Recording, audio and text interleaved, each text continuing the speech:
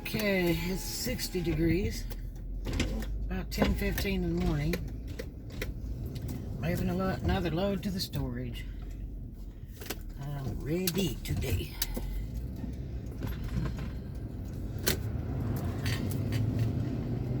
So, funny things being a parent.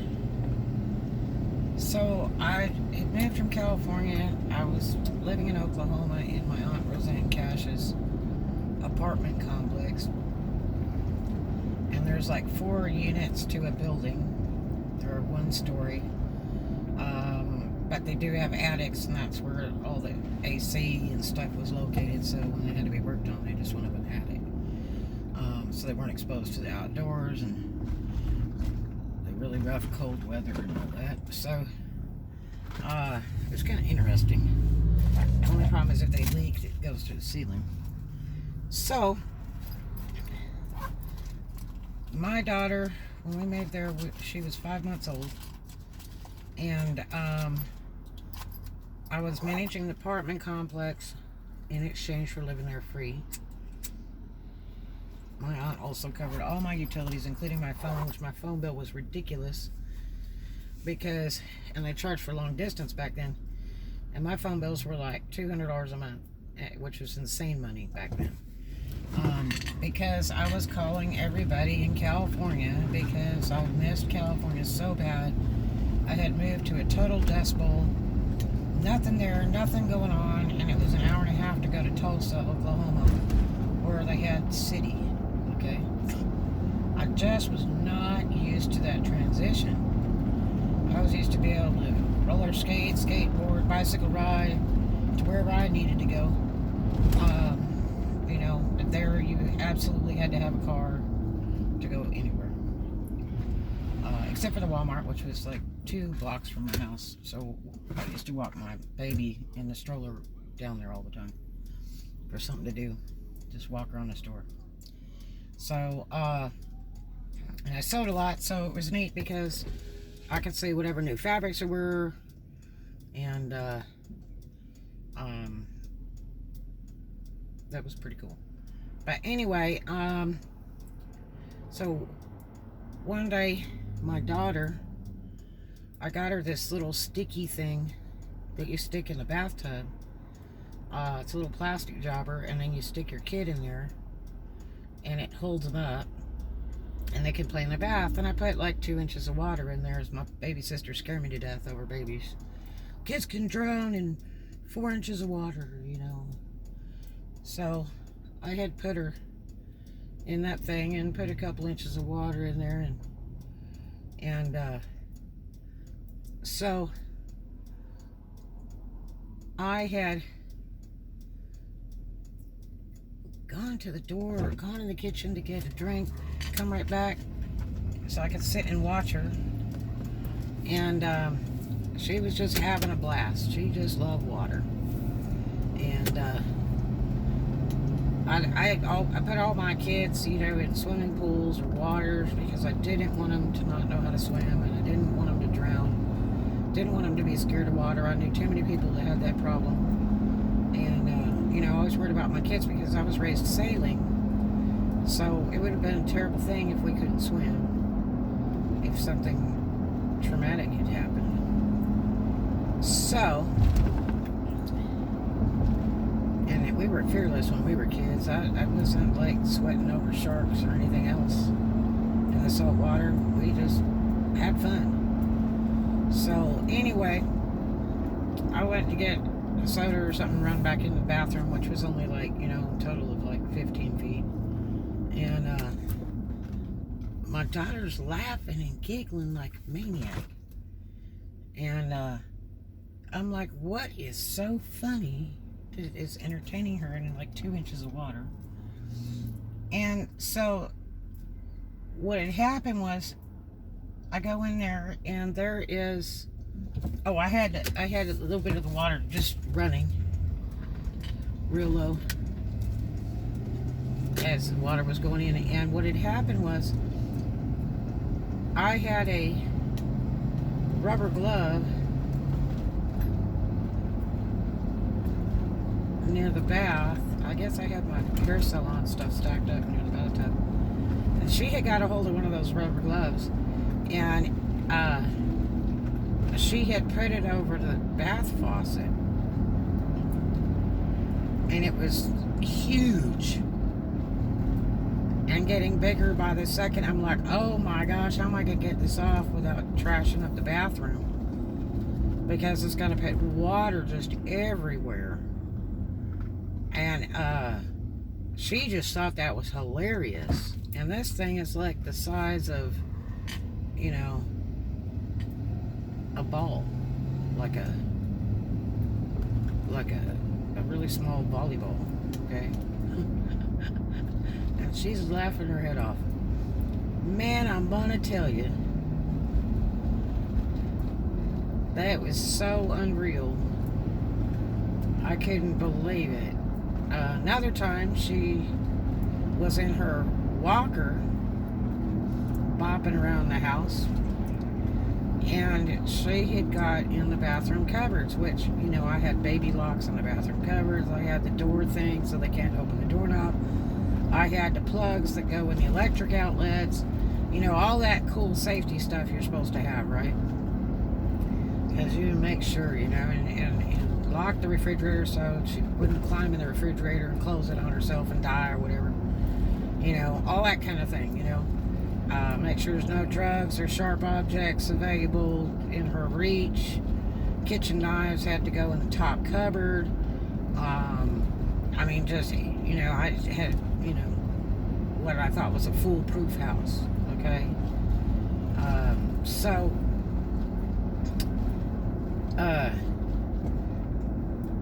She's bopping into the bathroom, and she gets real quiet.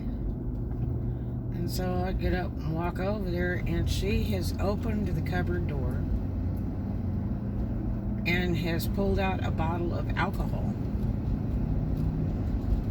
And it's sucking and chewing on the top.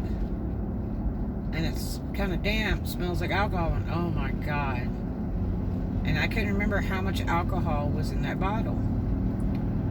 She got through the childproof locks and all that stuff.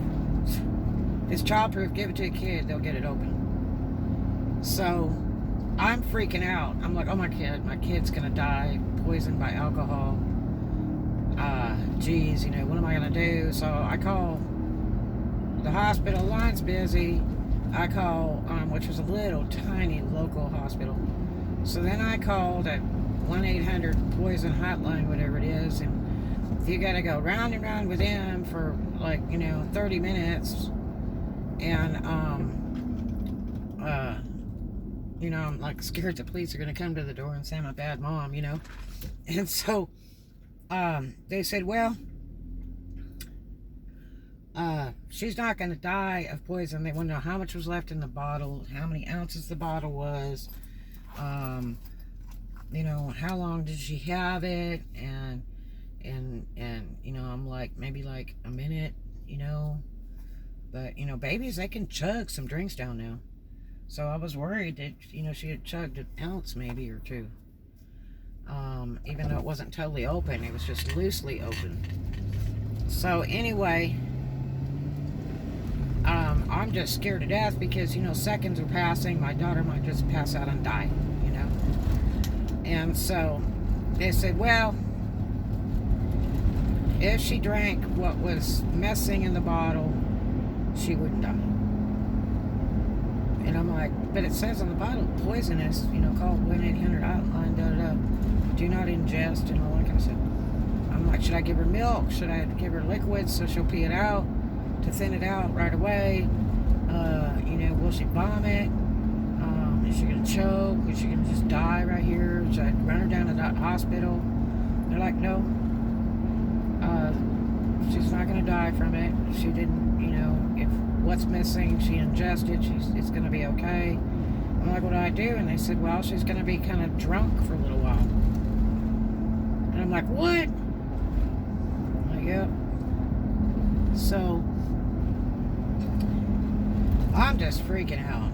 And I'm feeding her liquids and all the favorite stuff she likes. changing her panties and hoping to God that stuff goes out of her body.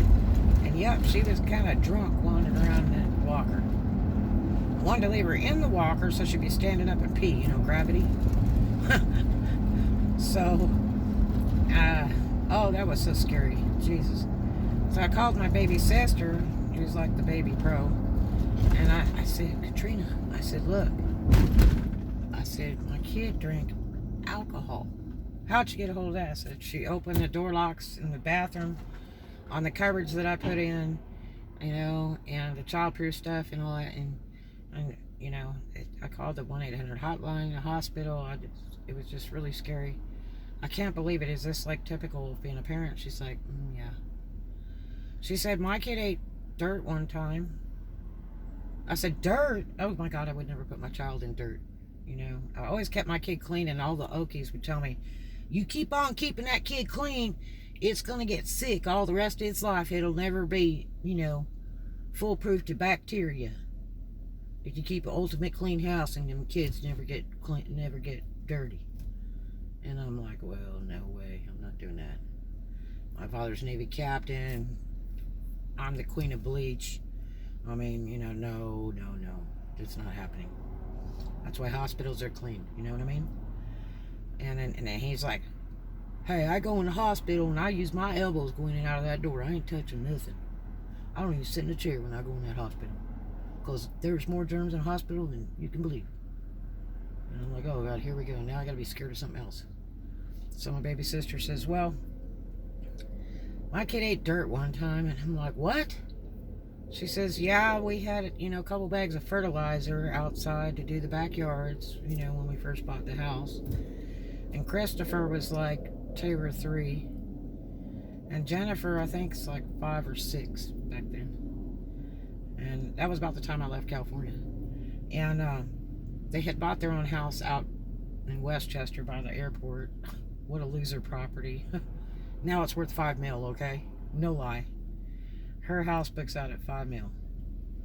So anyway, she says, yeah, she says Christopher and Jennifer out there in the backyard. And those bags of fertilizer, we had one that was open, but we had closed it off. And Christopher opened it up and was sitting there eating fertilizer. I'm like, why would how could a baby even eat fertilizer? Why would that even taste good? She's like, well, I don't know, maybe like a dog where you're missing minerals or vitamins or something, and they decide they're going to eat it. And I'm like, what did you do? Did he have to go to the hospital, have his stomach pumped out, or what? And she's like, well, no. She's like, I called the poison hotline, you know, that 1-800 number that's on the package. And I asked them about it, and they wanted to know the date of the product and this, that, and the other. You know, when it was bagged, they'll put a date on there. Sort of like kitchen food. And so they looked it up, and I said, well, nothing will happen, because all the cow poo-poo and all that, the manure or whatever, is gone bad because the bag's too old. It's like expired kind of thing, you know. It's dissipated, the strength is different, and it's been sitting out in the sun in California. So it was just like him eating dirt out of the ground. And bear in mind, they don't have wild animals out there, you know, unless you're living in the mountains or something, or way up in Ojai in the country. This is in Southern California, and down by LAX. And so, you know, you don't have like strangers passing by in your backyard peeing in the ground, or wolves back there, or snakes, or that kind of stuff. And so your ground would be pretty clean in your backyard. So she said nothing happened to him, and he lived through it, and he's still alive today, all these years later, from eating fertilizer. Yeah, kids will do the strangest things. Cece, when we used to go out to Roseanne's house, Roseanne had all this high dollar, really dark, antique furniture, her tables and stuff, and they were, you know, really expensive and really mint.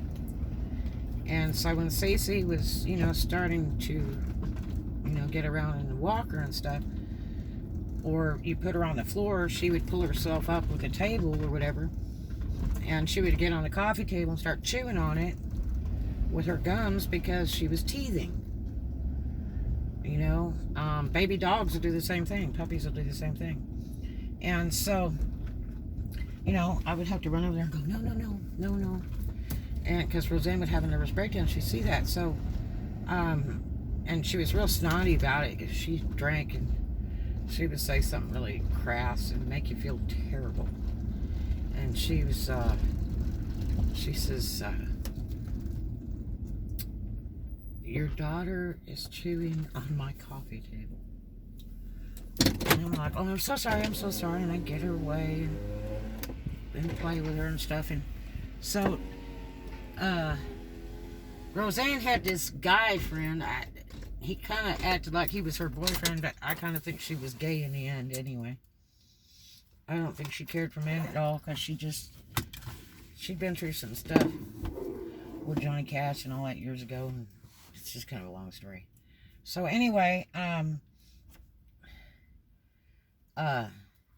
this guy, this really rich guy from Tulsa that she'd hang out with, and he would sometimes come to the house, spend a day or the weekend, and he was kind of obnoxious. He's an older guy, very wealthy. He had a big, giant, you know, home. I'd been to his home in Tulsa, and I mean, it looked like something out of Bel Air, California. Pretty outrageous. And the guy wasn't married or anything. He was by himself. It was real funny because somebody stole this giant statue out of his front yard, and they could never figure out where did it go. He came home and his statue was gone. But anyway, so that was like the joke of the year. So anyway, he would bitch and moan about everything my baby would do. He didn't like my long nails, said they weren't sanitary, because when we'd cook and stuff in the evening, I would help Roseanne do some things when she cooked. She was outrageous to cook, though. And she'd say, okay, here, you could do this, whatever. And, of course, I'd wash my hands and all that, and he would bitch about my nails. I had real long nails, and he would say, those are horrible, they're not sanitary, you shouldn't be preparing food. And it's like, what? So, he was a pain in the butt. So one weekend he came out, and he brought this block of wood, and it was like 2x4, but it was actually cut into like a 5-inch piece, and he had sanded on it and bleached it and all that kind of stuff, and he put a big giant label, you know, like those labels when you go to a convention and they write your name on there and it says, hi, my name is, and you stick it on your shirt. He had put a big giant label on this piece of wood, and it says Cece's chewing block or something like that.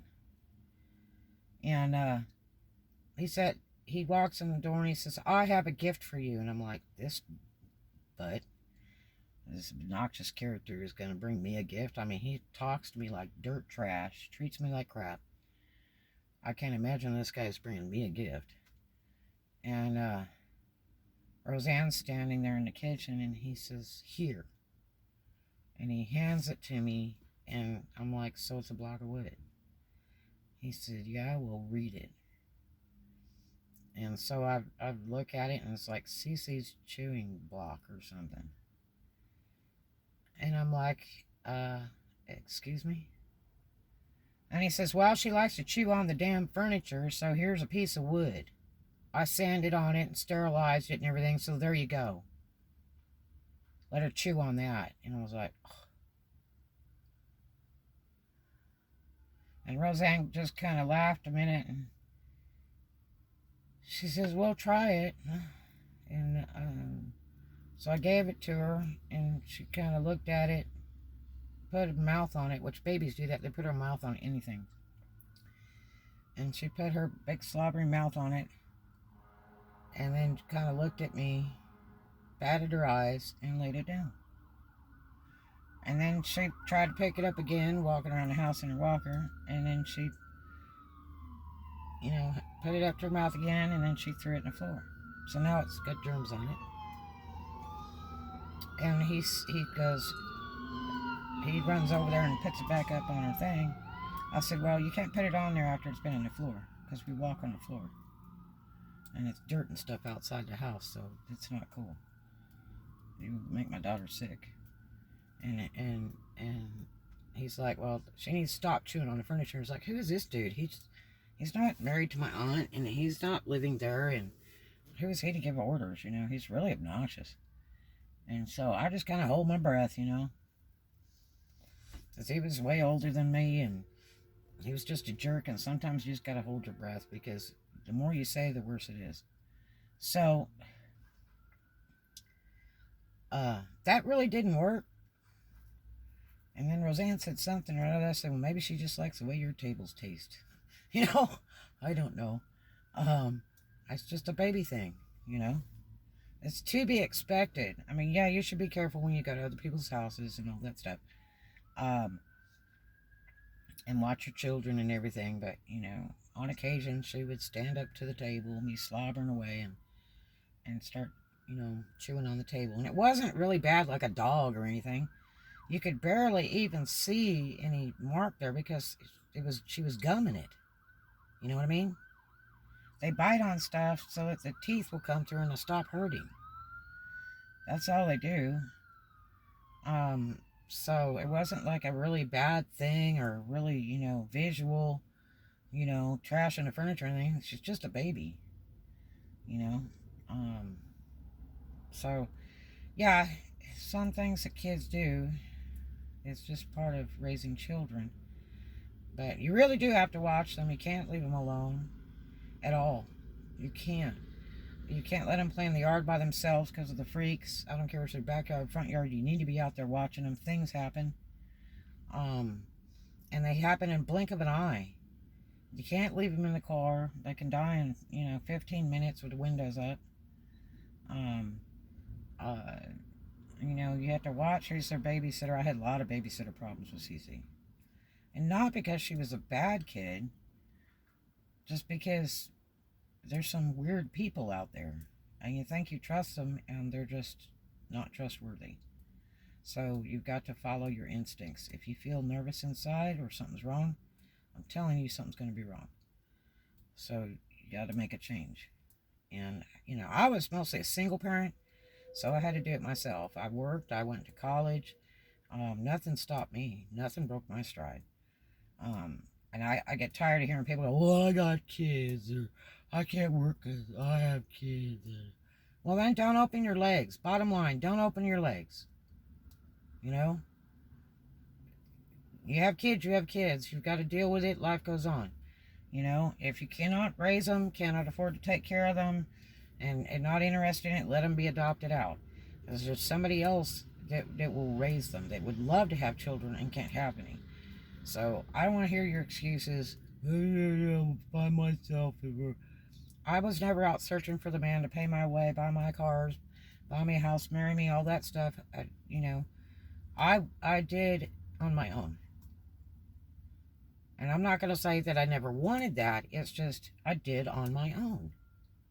And if a nice gentleman came along, I courted him for a lot of years. I usually stay with one person. So, and it's for a long time. So, I did what I had to do because I was the breadwinner. I was responsible for feeding my kid. I was responsible for buying her clothes. I was responsible for taking her back and forth to daycare or school or whatever. I was responsible for, paying the bills. I couldn't rely on anybody else. Her father didn't pay one penny of child support. I never sued him for child support. My father was so mad because he knew who her dad was. And he was like, you should, have him pay child support. And I'm like, nope, I'm not doing that. And because I own her, I went all the way across the states with her. I never had to fool with a dude fighting for custody or visitation or any of that crap because I owned her. And that was the agreement when I had her. He's like, God, I hope you don't sue me for child support and all that. I'm like, why? Now I didn't plan on leaving California at the time. After I did leave, I will say, and he's deceased now. He died a few years ago. And I did keep in touch with him. I sent him very, very old pictures of my daughter and never sent him a current one because it got kind of spooky. when I moved to Oklahoma, when I talked to him on the phone, he would say things like, "When you least expect it, I will come out of the shadows in the dark," you know, and all that. And I'm like, ew. And he said, "If you'll just move back to California, I will pay everything." And I was like, "Nah, I've already done this. I'll be back for visits soon because I got to go get my cars." But no. So it was so much cheaper and easier to raise my child in Oklahoma. It was more real. I could have a life. I could shop. We could go out to eat if we felt like it on occasion. You know, I mean, I could afford just about anything. And life was so much different with the countryside, butterflies, the birds, and, you know, I was learning, you know, the Southern lifestyle and learning about how Southern people do and stuff. It was really kind of educational. You know, I learned a lot. I learned to appreciate things more, beautiful trees and big tall grass blowing in the wind and animals and birds and horses and all that stuff. I learned a different side of the world, and it was more affordable, you know. I wasn't living in any damn poor podunk town. I mean, it was a nice place. It just wasn't city. It was kind of country.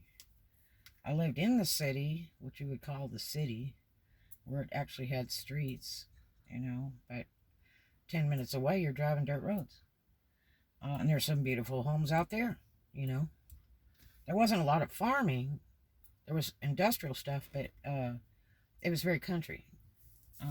Real pretty. Especially out at the lake at Lake Salina, at my aunt's vacation home on the lake. But I never took his option to come back because it was scary when I left, and I made that decision when I left for the safety of my child and I. Even suing him for child support and all that stuff far away, I didn't want to do it because it would be very dangerous to have my address and all that stuff acknowledged on public record or documented on records, because there were some other problems with him and his family. So I was scared of that. And, you know, I made him a promise. I promised I would never sue him. I hate that he only saw her when she was, you know, the last time he saw her and held her, she was 4 months old, and he cried his eyes out as I was getting ready to get on the plane to go to Oklahoma. And it broke my heart. I hated it. He was in tears. He was in absolute tears because I was really leaving. And he adored baby Cece. He really did. She looked just like him. She has his eyes. Those Cuban crying eyes. And she looks just like her brother. Now, her brother looks like Clark Gable, which Sylvia used to talk about. His son looks just like him when he was young, like Clark Gable. And Sabito's a great kid. He's still alive. He's involved in politics, and he's doing just fantastic. He got a lot of college education. He's always worked. He's done real well. But, and still my friend. He was about 15 when Cece was born, I think. But anyway, yeah, so I never took that option, never went back. I feel bad because he never got to see her after that or be around her. It was just too dangerous even to go back and visit. It was much too dangerous to get near him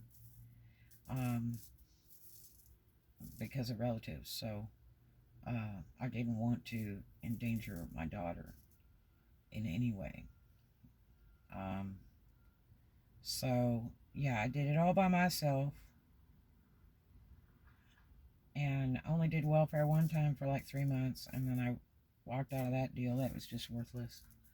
It's better to work and live than put up with that. It's like signing up for the military, you get on welfare.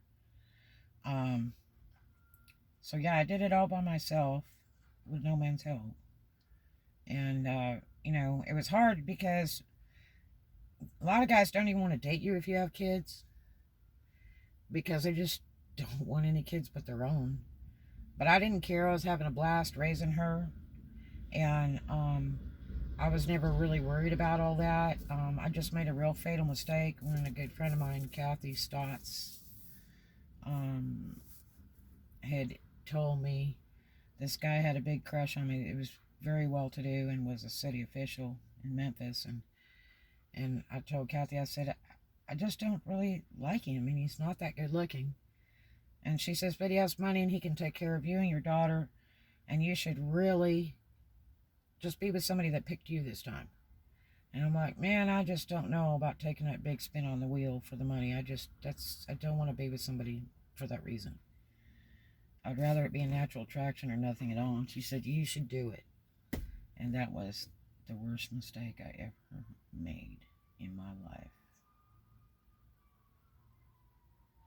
I will always regret that. And I wished I could have stopped it before it came. It's sort of like watching a car wreck.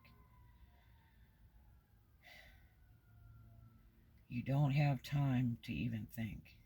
It just happens. I will regret that my entire life. My daughter took so much damage from that, and I don't want to go into a lot of detail. And she's really, honestly, she's ruined for life. Because of that experience. All because I took the advice of a friend, which I should have never took. But this is a girl that had like 4 boyfriends at once, and she had a whole bunch of kids from different dads, and she was playing a lot of different guys as being the father of her youngest, and they were very serious, believing that was their kid, and they were putting out money and whatever for her all the time.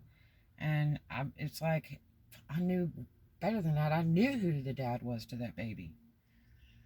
And, you know, that's just the thing she did. She had one guy coming in the door and one guy going out kind of thing. She wasn't a hooker. She just was very beautiful, and people really liked her, and she was a hard worker. And she just took advantage of men for their money kind of thing. Just let them give it to her. And that's how she operated. And she was a firm believer in letting men pay your way. And that's the way she always was. And that was just not something I did. You know, my mother used to say, when you grow up, you know, find a rich man, da-da-da-da. Well, I never did that. Because I thought, why would you find a rich man? Why not find somebody you really like, that you're attracted to, that they're nice looking, or they have a great personality, or they're really good at their job, somebody that you